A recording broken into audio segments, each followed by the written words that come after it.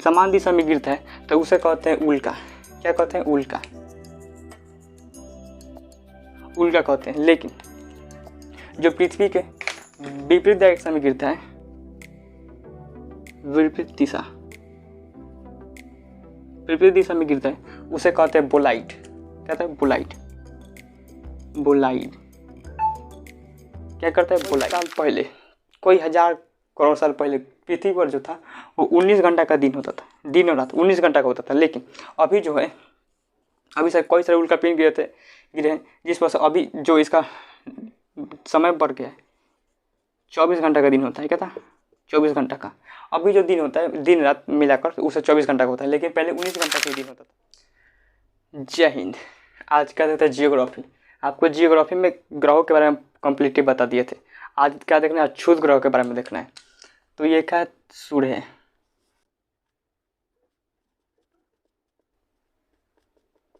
सूर्य है। उसके बाद ये सब ग्रह हैं। ये सब क्या है? ग्रह हैं। ये बुध ग्रह, शुक्र ग्रह, ये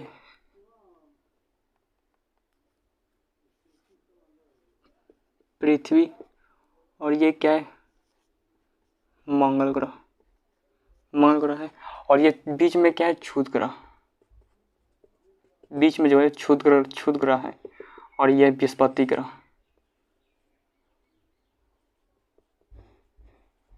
क्या? बृहस्पति ग्रह। और इन दोनों के बीच में क्या है? क्षुद्र ग्रह। उसे उल्कापिंड भी कहते हैं। तो देखिए क्षुद्र ग्रह, अब क्या होता है? देखिए क्षुद्र ग्रह, जब न्यूटन का सिद्धांत दिया था, जो दो ग्रह आपस में टकराए थे, तो जो बड़े बड़े टुकड़े थे वो क्या बन गए थे?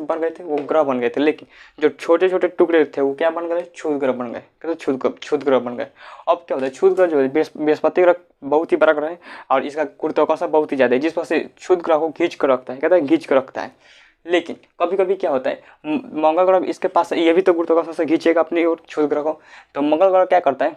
कभी कभी किस क्षुद्र ग्रह को खींच लेता है। ये बहुत खतरा ग्रह है। कभी कभी क्षुद्र ग्रह को खींच लेता है और वो मंगल ग्रह पर कभी कभी गिर जाते हैं। लेकिन अब जरा सोचिए, अगर मान ली कि मंगल ग्रह क्षुद्र ग्रह को खींच लिया और मंगल ग्रह अब क्या हो गया? आगे बढ़ गया। तो जो ये उल्कापिंड सब है वो पृथ्वी का गिर जाएंगे। क्या था?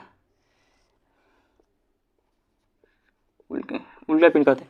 तो ये उल्का जो है वो अगर मंगल ग्रह आगे बढ़ गया तो किस पर गिर जाएंगे? पृथ्वी पर। क्या? पृथ्वी पर। लेकिन पृथ्वी के पास तो वायुमंडल है, जिस वजह से पृथ्वी क्या करता है? उस क्षुद्र ग्रहों को क्या करता है? जलाकर खत्म कर देता है वायुमंडल में ही।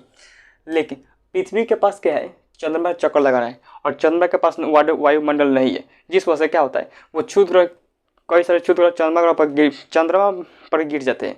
तो चंद्रमा पर क्या होता है? वो पर गड्ढा, बहुत सारे गड्ढा बन गए हैं। तो आप देखते होंगे चंद्रमा पर बहुत सारे गड्ढा बन गए हैं, बहुत बड़ा गड्ढा हो चुका है। लेकिन अब क्या है? क्षुद्र ग्रह 2 डायरेक्शन में गिरता है। पृथ्वी ये क्या है? पश्चिम से पूर्व की ओर चक्कर लगा रही है। पृथ्वी चक्कर लगा रही है पश्चिम से पूर्व की ओर चक्कर लगा रही है। लेकिन अब मान ले क्षुद्र ग्रह जो है, क्षुद्र ग्रह अगर पृथ्वी के समान डायरेक्शन में, यानी पृथ्वी के समान डायरेक्शन में अगर गिरता है तो उसका जो स्पीड होता है 72 किलोमीटर पर सेकेंड। कितना किलोमीटर? 72 किलोमीटर पर सेकेंड। 72 किलोमीटर पर सेकेंड। और पृथ्वी के जो विपरीत डायरेक्शन में गिरता है उसका जो वेग होता है वो 12 किलोमीटर पर सेकेंड के वेग से गिरता है। क्यों? क्योंकि अगर देखिए समान डायरेक्शन में क्या होता है? समान डायरेक्शन में गिरता है, जिस वजह से उल्कापिंड का और भी तेज हो जाता है और पृथ्वी उसी दिशा में चक्कर लगा रही है, तो जिस वजह से इसका वेग क्या होता है? बढ़ जाता है। और लेकिन पृथ्वी कहते हैं विपरीत, उल्कापिंड इधर से गिरा है और इधर से ही पृथ्वी जाकर नाच रही है, तो क्या होता है? दोनों को जब टकराता है तो इसका वेग कम हो जाता है। कहता है वेग कम हो जाता है। जैसे उल्का जब पृथ्वी पर गिरने के लिए आता है तो उसे कहते हैं उल्का, और जब पृथ्वी पर गिर जाता है तो उसे कहते हैं उल्कापिंड। क्या कहते हैं? उल्कापिंड। लेकिन अब उल्का जब पृथ्वी के समान डायरेक्शन में गिरता है, यानी समान डायरेक्शन, पृथ्वी के समान दिशा में गिरता है तो उसे कहते हैं उल्का। क्या कहते हैं? उल्का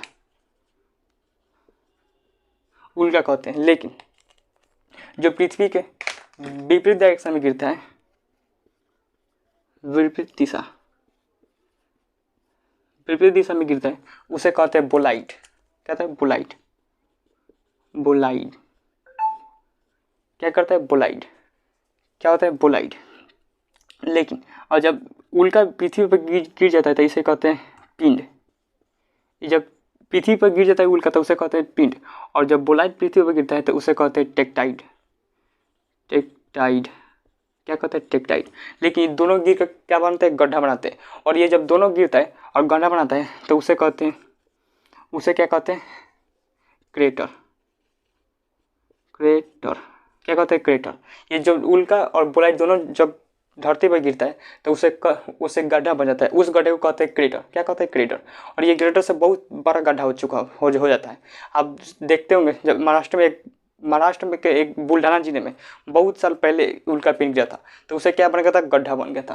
तो उसे क्या कहे? क्रेटर। उसमें पानी लग गया, वो एक झील बन गया, तो वो क्या कहलाया? क्रेटर झील। यानी उल्का पिंड से निर्मित झील कौन सा झील है? तो क्रेटर झील। कैसा? क्रेटर झील। क्रेटर झील। लेकिन तो इसमें क्या होता है? क्रेटर झील। अब मान ली कि उल्का पिंड तो बहुत भारी भारी रहता है, भारी भारी रहता है। और जिस वजह से क्या होता है, जब पृथ्वी पर गिरता है तो पृथ्वी का द्रव्यमान बढ़ जाता है, और जब द्रव्यमान बढ़ता है तो उसका गुरुत्वाकर्षण क्या होगा? गुरुत्वाकर्षण भी बढ़ेगा, लेकिन घूर्णन गति कम होगी। कहता है घूर्णन गति कम होगी। जिस वजह से पहले जो था वो कई साल पहले, कई हजार करोड़ साल पहले पृथ्वी पर जो था वो 19 घंटा का दिन होता था, दिन और रात 19 घंटा का होता था। लेकिन अभी जो है, अभी से कई सारे उल्का पिंड गिरे हैं, जिस वजह से अभी जो इसका समय बढ़ गया है, 24 घंटा का दिन होता है। क्या था? 24 घंटा का। अभी जो दिन होता है दिन रात मिलाकर उसे 24 घंटा का होता है, लेकिन पहले 19 घंटा के दिन होता था। तो जितने भी उल्का पिंड गिरते हैं तो क्या था? पृथ्वी का द्रव्यमान बढ़ता है और गुरुत्वाकर्षण भी बढ़ती है, लेकिन घूर्णन गति कम होती है, जिस अभी 24 घंटा का दिन रात होता है पृथ्वी पर। तो ये हो गया। अब जरा सोचिए, अब देखिए एक बार कोचा पूछा था कि उल्का और बोलाइड में कौन से ज़्यादा चमकीला होगा। अब देखिए, अब पृथ्वी पर सामान्य डायरेक्शन में गिरता है तो उसमें कम टक्कर होती है, लेकिन अब ज़्यादा टक्कर किस में होती है? जो विपरीत डायरेक्शन में गिरता है। और जब विपरीत डायरेक्शन में गिरता है तो ज़्यादा टक्कर होती है, तो उसमें क्या होगा? उसमें ज़्यादा मतलब चमकीला, मतलब उसमें क्या होगा? ज़्यादा तरंगदैर्घ्य उत्पन्न होगा, मतलब टकराएगा तो बहुत सारे चमकीले पदार्थ उत्पन्न होंगे। तो इस पर क्वेश्चन पूछा था कि उल्का तथा बोलाइड में कौन सबसे ज़्यादा चमकीला होगा?